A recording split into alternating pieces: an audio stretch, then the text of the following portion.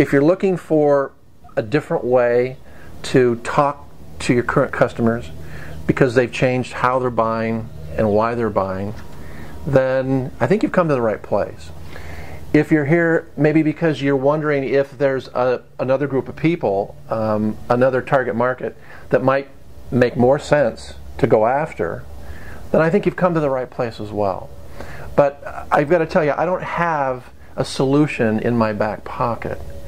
But what I do have is a process and a set of experiences that can help you move forward, that can help you take control of your marketing again, and can help you get back on a path that has you moving forward as opposed to wondering what in the world is going on.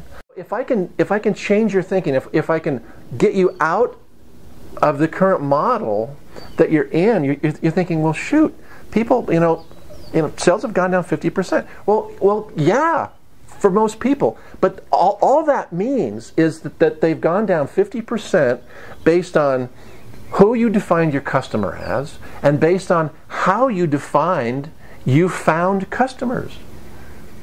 So we just change those things. We refine those things. And if you can do that, things change. Things change. They can't not change.